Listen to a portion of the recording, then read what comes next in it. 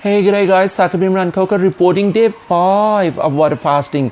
115 घंटे हो गए मुझे कुछ खाए पिए। 115 घंटे 115 घंटे का मतलब है आपने इतनी देर अगर कुछ ना खाओ तो मेंटली तो आपको महसूस होना शुरू हो ही जाता है कि फिज़िकली भी और मेंटली भी आपको महसूस होना शुरू हो जाता है कि आपने कुछ नहीं खाया और आपको वीकनेस हो रही है।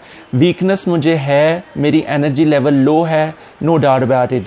उससे बढ़ के मेरी तबीयत वाकई ठीक भी नहीं है क्योंकि मेरा हार्ट जो वो ज़रा तेज़ी से धड़क रहा है और मेरी जो सीना वो थोड़ा जकड़ा हुआ है। अगर इतना भी काफ़ी नहीं था, ऊपर से मेरी सुबह से माइग्रेन ट्रिगर हो गई है अनफॉर्चुनेटली।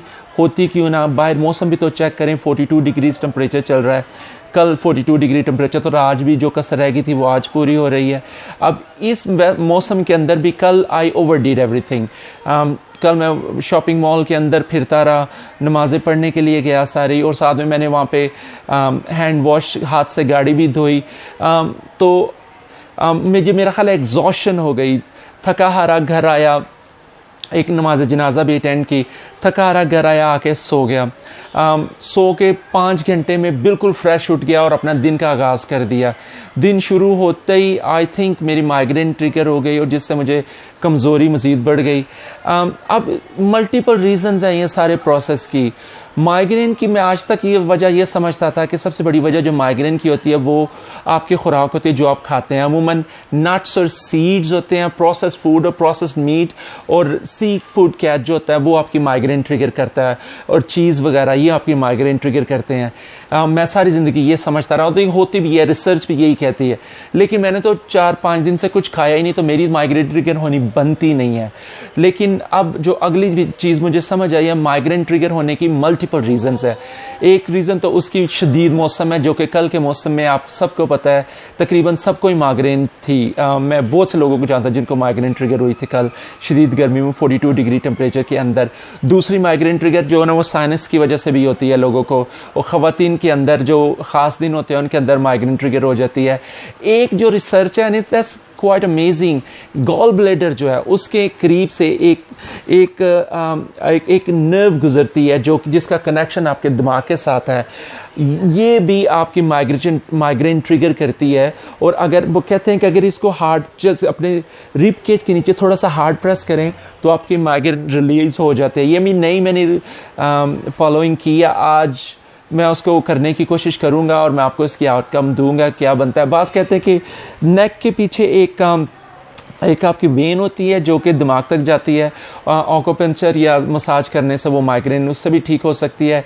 मल्टीपल चीज़ें हैं, आपके जिगर के अंदर माइग्रेन की को थोड़े से वो पाए जाते हैं, और आपकी फैमिली हिस्ट्री है माइग्रेन की होती है। ये जेनेटिक डिजीज़ है और नर्वस सिस्टम की ये डिज़ीज़ है जो कि किसी को किसी वक्त भी हो सकती है।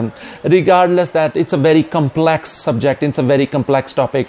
मुझे माइग्रेन तो हो गई, मसला माइग्रेन का नहीं है। अमूमन माइग्रेन होती है, आप माइग्रेन की टैबलेट खाते हैं, लाइट बंद करके अंधेरे के अंदर 3-4 घंटे के लिए सो जाते हैं, आपकी माइग्रेन ठीक हो जाती है। मेरे साथ सिचुएशन क्या है, क्योंकि मैंने 4-5 दिन से कुछ खाया नहीं है। अब उसमें यह है कि मेरे जिस्म स्टमक के अंदर सर्टन टाइप के एंजाइम्स पैदा हो रहे हैं जो कि मेरी सलाइवा जो कि हाईली अल्कलाइंड सलाइवा में जनरेट हो रहा है, और चूँकि मैं फूड से उसको डिल्यूट नहीं कर रहा तो मेरे स्टमक के जाके अंदर सर्टन टाइप के एंजाइम्स जनरेट कर रहा है।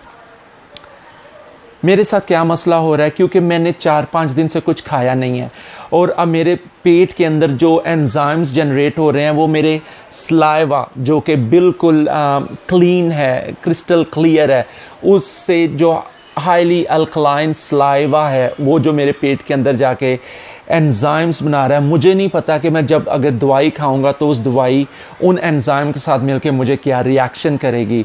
तो मैं अपनी सरदर्द को स्किप करने की, उससे फोकस डाइवर्ट करने की, अटेंशन को इधर उधर करने की कोशिश कर रहा हूँ, बजाय कि मैं कोई दवाई खा के तो अपने आप को किसी मज़ीद मुश्किल में पैर डाल लूँ। अब ये सारी चीज़ें अपनी जगह, दवाई भी नहीं खा रहा, तबीयत भी ठीक नहीं है, फास्टिंग भी कर रहा हूँ, कोई मुझे इनाम भी नहीं मिलना, ना ये मेरा कोई चैलेंज है जिसको मुझे करके तो पता नहीं मुझे कोई तमगा मिलेगा। तो फैमिली की मेरी तरफ से बहुत प्रेशर है। मेरी वाइफ ही ने हमारे फैमिली डॉक्टर है, डॉक्टर जवाद साहब से मेरी शिकायत भी की। उन्होंने मेरे कान भी थोड़े से खींचे।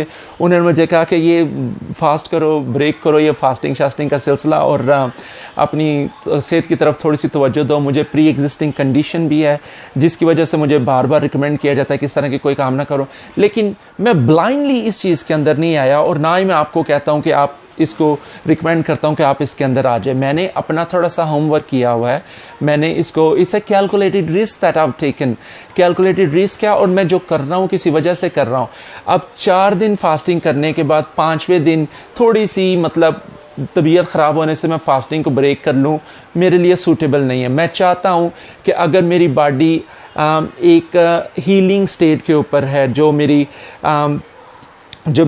कीटोन्स बन करके मेरी एनर्जी जिस्म के अंदर प्रोड्यूस कर रही है, तो मैं चाहता हूं कि ये हीलिंग का प्रोसेस कम से कम मैक्सिमम लेंथ तक चलता रहे। टारगेट मेरा 7 दिन का है, लेकिन हो सकता है मैं इसको प्रोलॉन्ग कर लूं, क्योंकि मुझे ऐसा कुछ महसूस नहीं हो रहा कि खाना ना खाने से आपको किसी किस्म का कोई नुकसान हो सकता है। ये जो मेरी तबीयत ख़राब है, ये मेरी वैसे भी तबीयत ख़राब हो सकती थी। इंसान हर रोज़ आए गए दिन बीमार होते हैं। मुझे जो लगता है कि मेरी तबीयत किस वजह से ख़राब है, उसकी वजह ना तो मेरी प्रोलॉन्ग फास्टिंग है, ना कोई और वजह है। I think I was little bit stressed yesterday. मैंने एक तो कल थोड़ा अपने आप तो एग्जॉस्ट किया, और नींद मेरी सही पूरी नहीं हुई।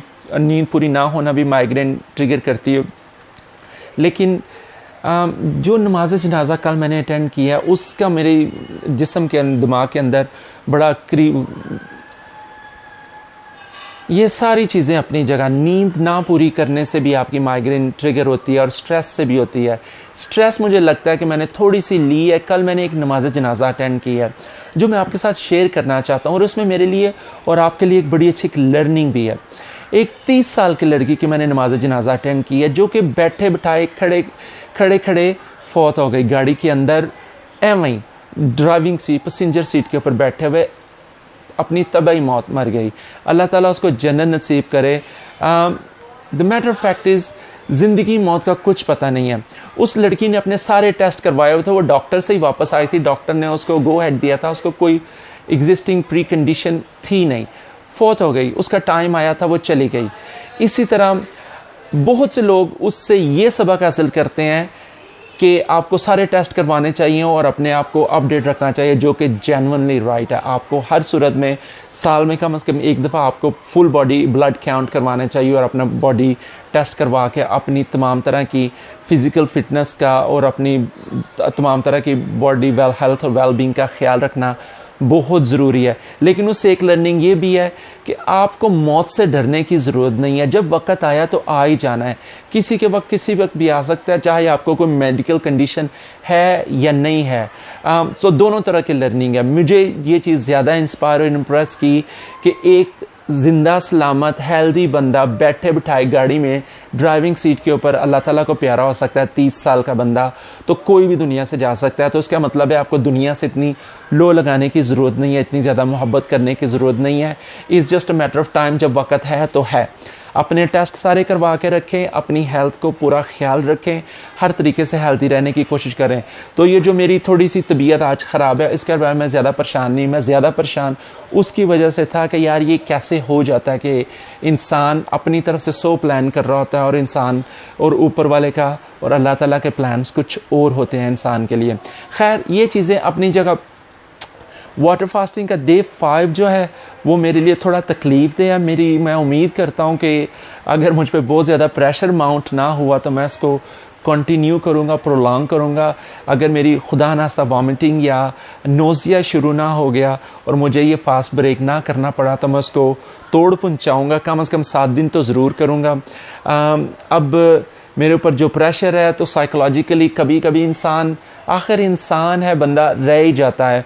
मुझे आपकी मोटिवेशन की ज़रूरत है। पहले मैं आपसे काफ़ी मोटिवेटेड हुआ भी हूँ। मैं पिछले 4 दिन के अंदर तकरीबन 5000 लोगों ने मेरे वीडियोस देखे हैं और उन्होंने मुझे फॉलो किया है इस चीज़ के ऊपर। और मुझे खुशी होती है कि मैं अपनी कम्युनिटी में health welfare, health well being और फिटनेस की प्रमोशन का और अवेयरनेस का थोड़ा सा ज़रिया बन रहा हूँ। आप इसको मुझे मोटिवेट करने के लिए प्लीज़ मेरे क्लिप्स देखते रहें और मुझे शेयर करें और मुझे कमेंट्स करें, इससे मुझे मोटिवेशन